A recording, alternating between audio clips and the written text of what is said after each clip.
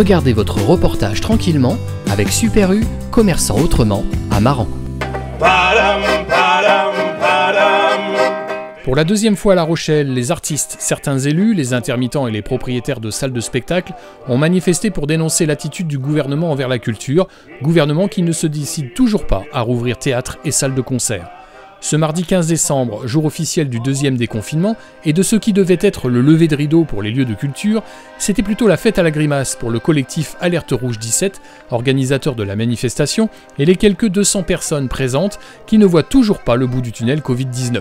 Le gouvernement ayant fait marche arrière concernant la réouverture des théâtres et des cinémas. On est là parce qu'on ne peut plus travailler, parce qu'on a passé l'année 2020 à défaire tout ce qu'on avait fait. Et aujourd'hui, on aimerait bien retrouver nos espaces de jeu, c'est-à-dire dehors, où on aimerait bien pouvoir faire le travail qu'on aime. En toute tranquillité, on est capable et on sait le faire d'assurer la sécurité sanitaire. On sait tout faire, donc pourquoi est-ce que la culture en général, la rue en particulier, ne peut plus travailler aujourd'hui? C'est la question qu'on se pose depuis mars à peu près. Comme beaucoup d'autres gens ici, que ce soit en salle ou en rue, ou dans d'autres lieux, les musées, etc., on est quand même très étonné de cette discrimination qui est en train de se passer.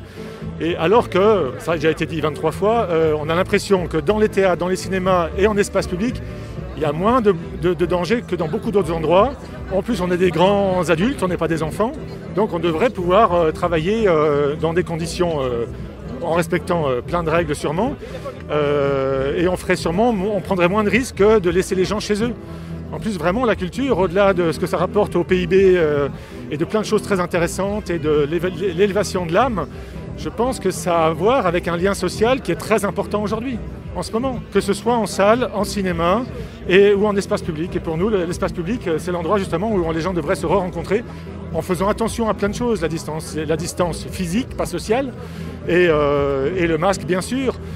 Voilà, on sait ce que c'est le Covid, on a compris, on n'est pas des enfants. Il y a un vrai problème par rapport à l'évolution des choses, dans le sens où aujourd'hui, on a quand même tous les lieux de la consommation qui sont ouverts et les lieux de la culture fermés. Et ça, c'est pas possible, dans le sens où, je ne sais pas si vous l'avez fait, mais allez vous balader sur le port le week-end ou même dans les magasins à La Rochelle, bien qu'ils fassent tout leur possible pour respecter un certain nombre de choses. Moi, je pense que dans les salles de spectacle, tout était fait. Il y a eu la preuve qui a été donnée comme quoi il était possible de mettre en place des protocoles sanitaires extrêmement précis, extrêmement responsables. Et on dit non, on ne peut plus. Dans les cinémas, c'est pareil, il n'y avait pas une foule monstre. Et d'ailleurs, tout fonctionnait. Voilà. Donc moi, je ne comprends pas. Je trouve que c'est injuste. Et que soit c'est tout le monde qui reste enfermé, mais on ne peut pas faire cette différence-là, surtout que c'est un signe, symboliquement c'est grave, quoi, parce qu'en fait la culture c'est ce qui va nous servir dans l'avenir à tenir, c'est ce qui va nous servir à nous projeter, c'est ce qui va nous servir à continuer à rêver.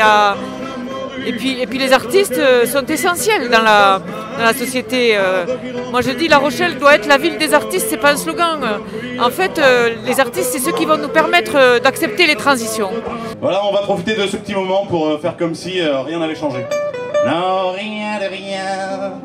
Dans l'attente de l'avis du Conseil d'État suite à plusieurs recours déposés en référé pour obtenir la réouverture des lieux culturels, les manifestants rongent leurs freins et espèrent enfin pouvoir travailler afin que tout le monde puisse revoir bientôt de la lumière sur les scènes de France. Construisons ensemble un avenir artistique et culturel pour 2021.